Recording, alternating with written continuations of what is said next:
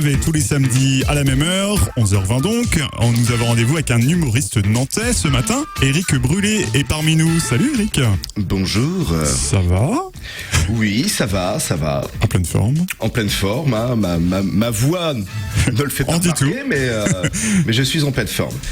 Eh bien, attaquons, hein. Nous n'avons pas la journée devant nous. Bonjour Cédric, bonjour Philippe, bonjour Anaïs et bonjour à toi, très cher auditeur de Sun. J'ai passé cette saison à traquer les clichés du 7e art et entre deux mauvais films, quoi de plus agréable que de profiter de la page de publicité pour aller soulager sa vessie endolorie. Erreur, grave erreur. Car l'univers de la publicité est une mine d'or en termes de poncifs et autres lieux communs, et il serait vraiment dommage de passer à côté. Séance de rattrapage pour ceux qui sont allés aux toilettes. Commençons par l'alimentation. À ce propos, je rappelle à tous nos auditeurs d'éviter de manger trop gras, trop sucré, trop salé, voire même de sucer des bâtonnets de carottes jusqu'à la fin de leur vie, qui, si elle aura l'avantage d'être plus longue que la moyenne, sera chiante à mourir. Beaucoup de monde a déjà fait l'amère expérience de comparer le Big Mac posé sur son plateau à celui de la photo qui est au-dessus du comptoir du McDo. Eh bien, c'est un petit peu le même phénomène que l'on retrouve dans les pubs pour les plats surgelés. Ces plats qui, une fois sortis du micro-ondes, donnent l'impression d'avoir été préparés par un chef étoilé. Faites l'expérience chez vous et vous constaterez que le chef étoilé devait être en congé ce jour-là. Et qu'en plus, un petit farceur a vomi dans votre assiette. Attardons-nous sur ce formidable produit qu'est le yaourt. Cet aliment doté de vertus médicinales inouïes. Venons à bout du moindre problème de digestion, de constipation, fièvre, maux de gorge, paludisme, leucémie, cancer, sida, typhus, choléra. Le yaourt, dont la dégustation plonge la femme dans un état proche de l'orgasme. C'est à se demander ce que les créatifs de chez Danone nous pondraient si on leur demandait un spot sur les bananes. Dans le même ordre d'idées, mesdames, cessez de boire votre eau minérale dans un verre au milieu de la salle à manger. Quelle triste banalité.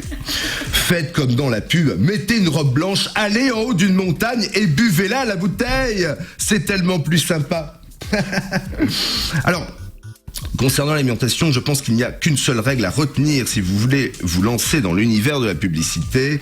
Un bon aliment doit contenir du désir, du plaisir et surtout des oméga 3. Parlons un peu propreté maintenant. Un produit nettoyant ne se contente pas d'éliminer la saleté. Non. Il fait également briller toute la surface façon éclipse solaire. Fixez plus de 15 secondes le carrelage de la cuisine et croyez-moi, vous allez me chanter Sunlight sous les tropiques.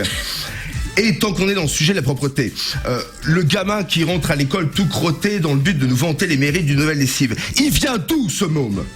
Parce qu'un enfant normal, ça se fait une tache de chocolat sur le t-shirt, une marque de gazon sur le genou, le gosse de la pub, t'as l'impression qu'il a joué 24 heures dans une fosse septique.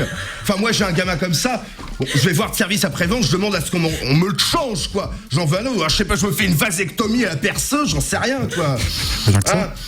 Rien que ça, ouais. Ou alors mieux, pour faire d'une pierre deux coups, je le mets tout habillé dans le lave-linge, position de tsunami, et puis on n'en parle plus, hein. Alors oui. Je les entends déjà, les ayatollahs du bon goût, les combattants de l'humour noir.